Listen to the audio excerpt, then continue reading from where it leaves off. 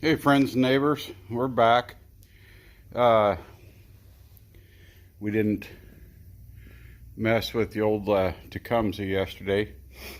Dad and Chet showed up. Chet is my grandson. And I thought Dad was bringing his, I believe it's a Hobart welder generator for me to work on. But it was this Wacker G2400 generator. He said he hadn't used it for about 3 years, and it didn't have any gas in it from what I understand. And he put fresh gas in it and some stable.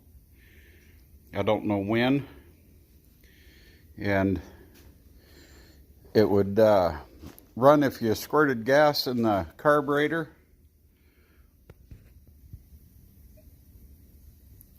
But otherwise it wouldn't run. So he brought it for me to check out. It didn't take long. He was right, it's not getting any gas, or it wasn't getting any gas. I'll show you here's the old fuel line. It's half rubber and half plastic. And this plastic is hard as a carp, as Terrell would say. I mean, it's hard. I tried cutting it with the cutters there on the needle nose pliers, and you couldn't even cut it with that. And I tried a razor knife, wouldn't cut it. So that's getting replaced. I'm going to put new gas line on. Here is the issue.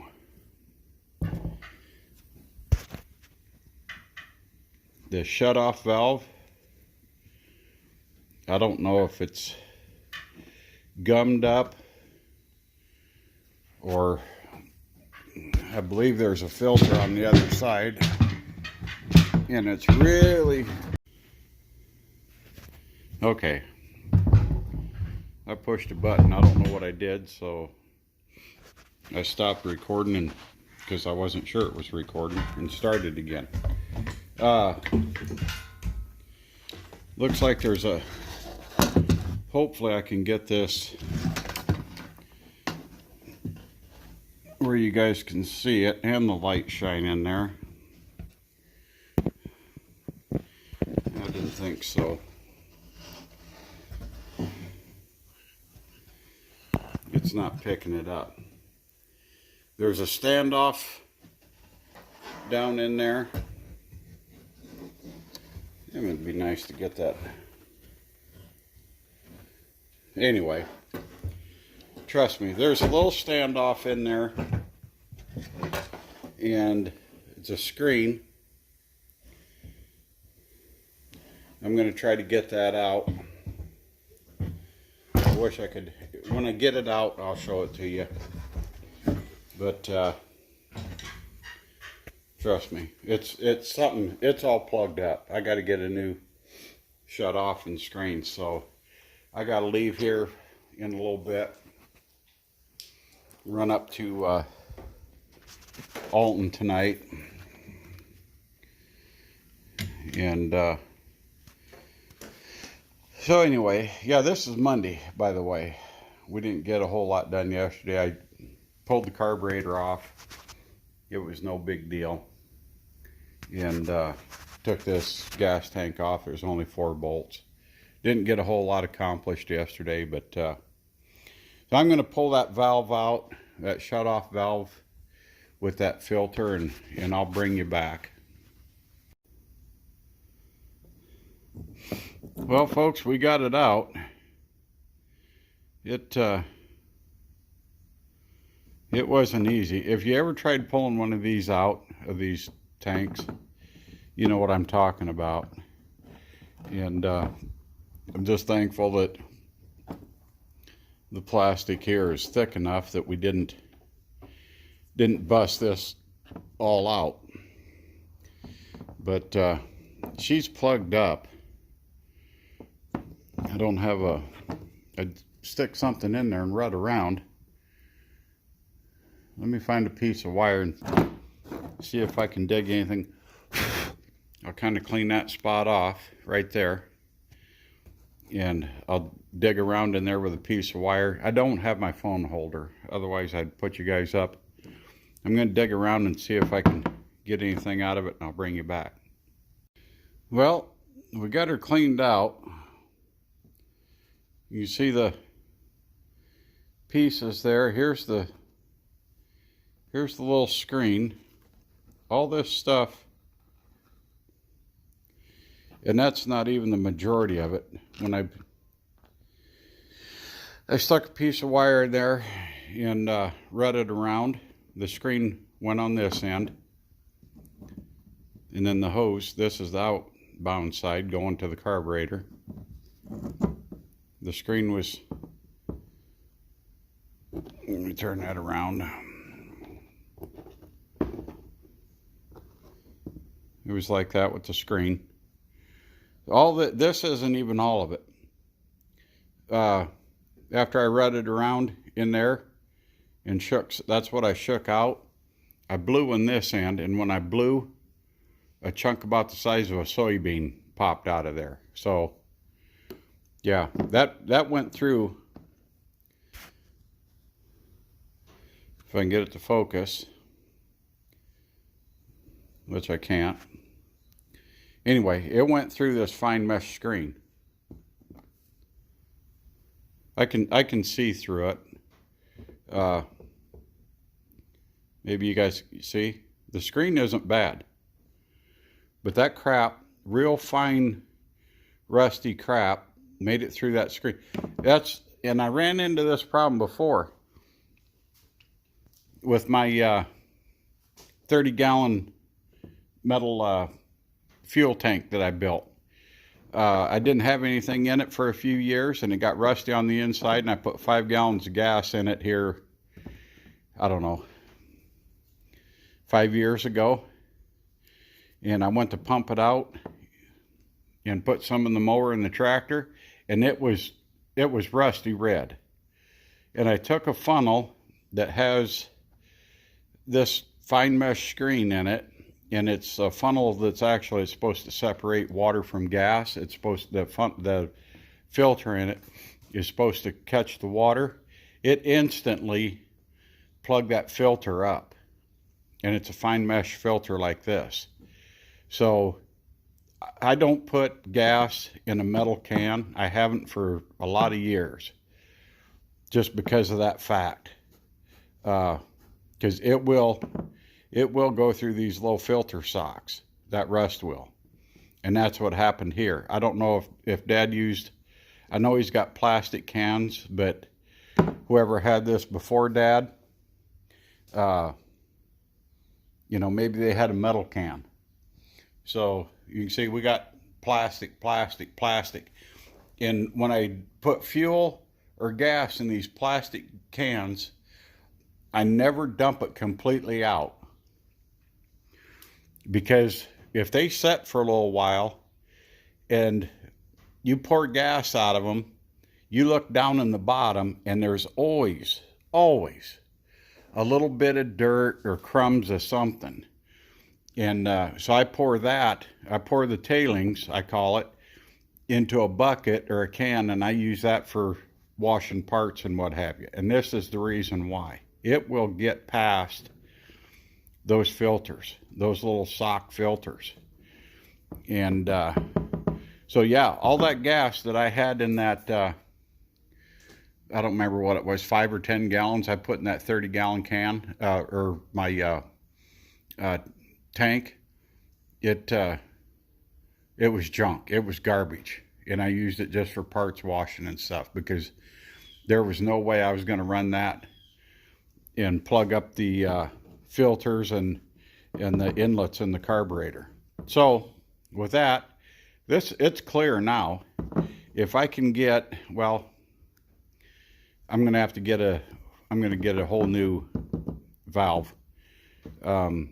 Maybe save this shut off now that's kind of cleaned out for something else. I don't know what, but and maybe I'll just throw it in the garbage because it won't have the filter in it any longer. So I'm going to put a new filter in here. No big deal. New filter shut off deal. It'll be just pretty similar to this. I know a lot of them on Amazon are plastic. I don't like the plastic ones because if it's cold and you turn it, guess what you got? You know, I'm going to try to find a decent metal one like this. This is aluminum, but I'm going to try to steer away from the plastic. And so that's the Wacker G2400. No big deal. It's got auto idle. It's got a switch down here for fast idle. So if you're not using, say, a power tool or whatever, it idles down, which my Sportsman over there, it doesn't do that. It just runs at a constant speed. Now, I don't know if the idle on this works, the fast idle, or the idle, because the pin that goes in, this is your idle. It's a magnet in there. And when I unhook that to get the car air cleaner off to get to the fuel line, that pin just fell out. So I don't know if the slow idle works on this any longer or not. Dad said he didn't remember if it idled down anymore or not either. But and those magnetic switches are like from $60 on up. So, and I'm sure it doesn't make any difference to Dad whether it idles down or not. I mean, it's nice if they do, but yeah, when I unhooked the spring from the end and took there's a bolt and 2 nuts that go right here on the carburetor. When I took that out and let that hang down, the pin, I'll show it to you, it just fell out. This is it here. This end here, this pointed end, it slides in there.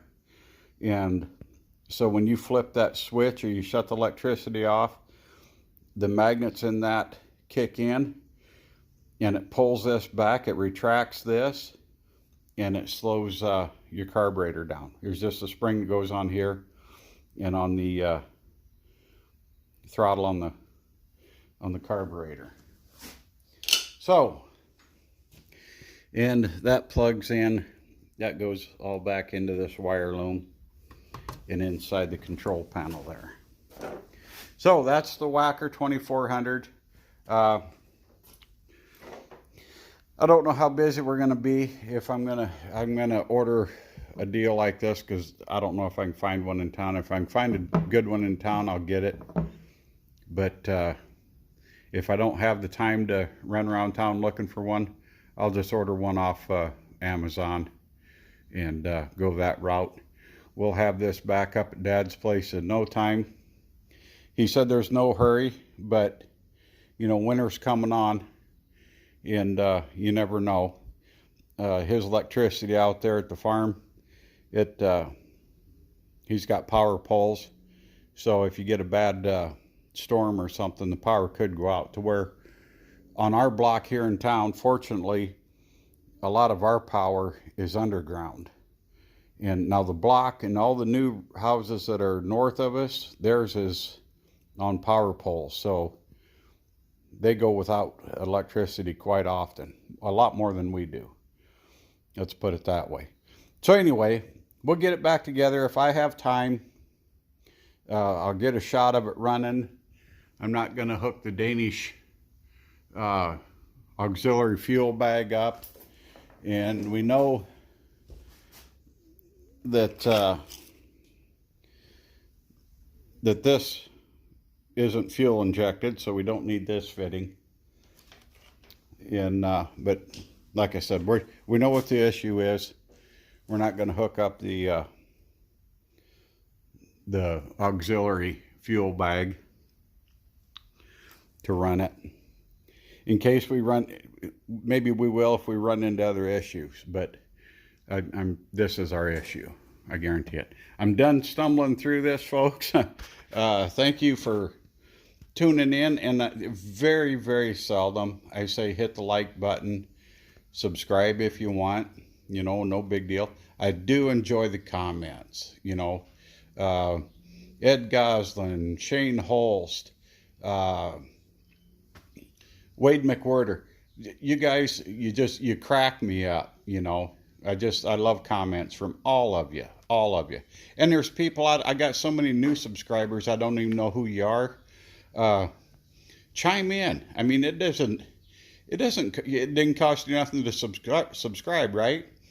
Chime in, leave me a comment, let me know who you are and where you're from. So with that, friends and neighbors, we're gonna cut on out of here, get ready to hit the road in a truck, and happy trails.